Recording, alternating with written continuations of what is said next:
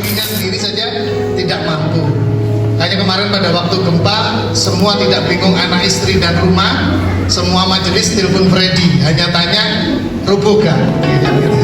Ternyata puji Tuhan sampai detik ini masih bisa berdiri, tapi tidak kokoh ya Bapak Ibu, karena tadi lagu awal saya sudah kejatuhan, sudah dari rontok. Lagu awal saja tadi yang sedikit kenceng udah rontok.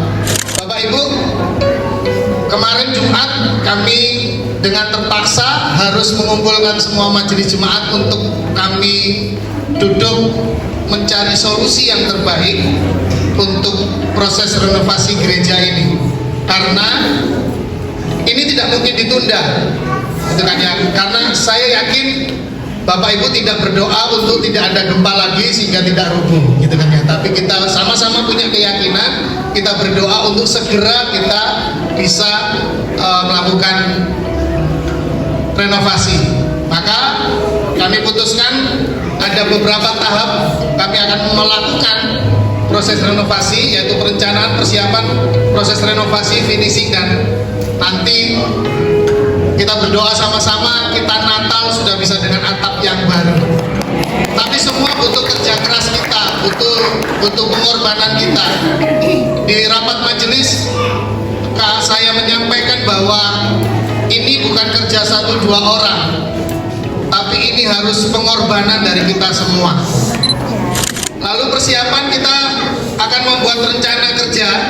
Proses awal sampai pada finishing diperkirakan 6-7 bulan.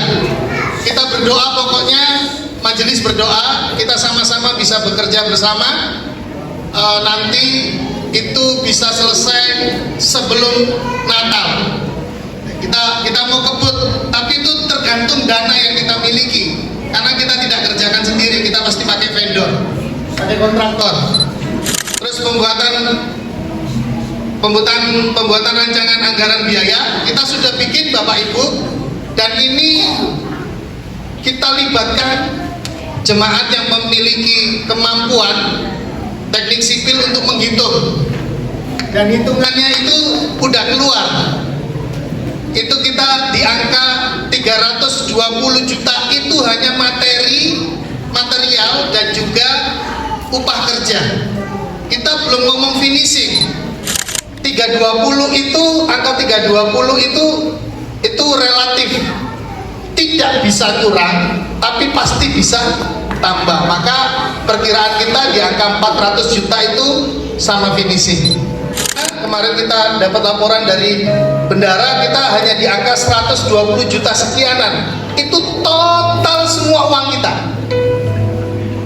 Nah, kemarin sempat komunikasi kita sama salah satu vendor, mereka mau mengerjakan, mau untuk ikut kalau DP-nya 100 juta.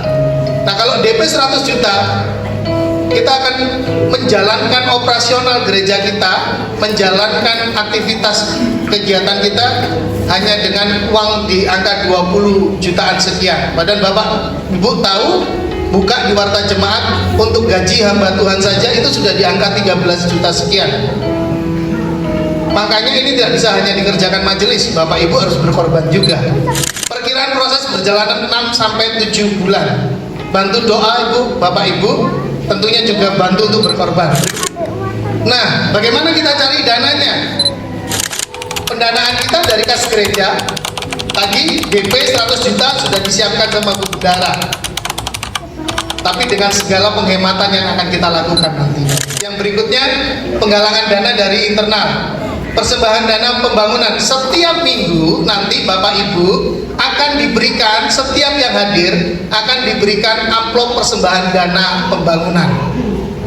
Mari kita isi sama-sama, mari kita sumbangkan. Itu setiap minggu ya, tidak terkecuali, semuanya dapat. Kok kesannya memaksa? Bapak Ibu, kami tidak memaksa. Tapi kalau tidak sekarang, kita tidak punya momentum lagi untuk membangun ini. Kalau tidak sekarang kita berkorban dan berinvestasi untuk rumah Tuhan ini, kita tidak akan pernah lagi kehilangan momen kita. Lalu ada persembahan khusus. Di setiap ibadah kategorial dan juga sektor akan ada persembahan dana khusus, pundi dana khusus. untuk bisa dijalankan. Jadi selain persembahan reguler, ada persembahan dana khusus. Berikutnya, ini yang paling penting, janji iman. Kita minta setiap jemaat punya kerinduan, berjanji untuk memberikan dari apa yang kita miliki. Setiap bulan kita setorkan kepada semacam perpuluhan, tapi ini khusus untuk pembangunan gereja, untuk atap gereja kita. Setiap yang sudah bekerja, setiap yang sudah berumah tangga, kita akan kasih beban untuk memiliki janji iman. Karena ini janji iman, monggo setiap bapak ibu memiliki standar untuk memberikan. Misal contoh, saya kasih contoh ya, saya 3 orang, iya 3 ya, saya, istri, anak, kan gitu kan ya, jangan ditambah yang lain-lain bapak ibu.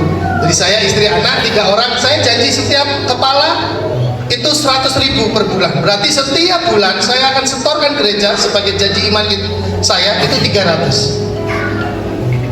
Mari bapak ibu kerjakan ini, kita sama-sama berkorban.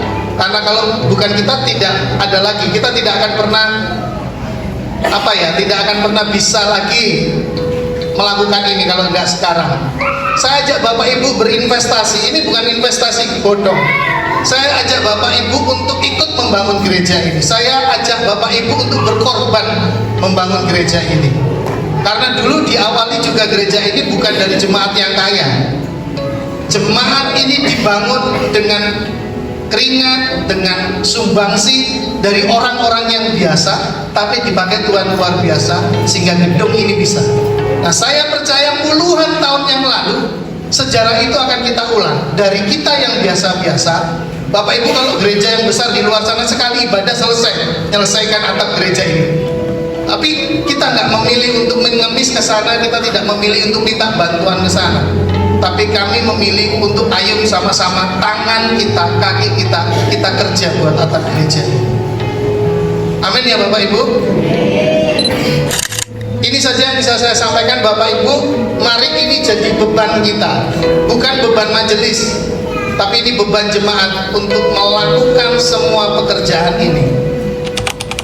Kalau bapak ibu yakin bahwa Tuhan tidak pernah meninggalkan kita, Tuhan pun tidak akan pernah meninggalkan gereja. Saya sangat terberkati sama kata-katanya Pak Gembala. Walaupun kita masih bersengketa, bahkan kalah ya, kita kalah, tapi kita masih terus berusaha. Tapi kalau sampai saat ini kita ada di gedung ini, masih menggunakan gedung ini, itu salah satu tanda dari Tuhan untuk kita ayo lebih sungguh-sungguh lagi. Itu saja. Mungkin Pak Riki ada mau ditambahkan? Ada ya. Oke, Tuhan Yesus memberkati.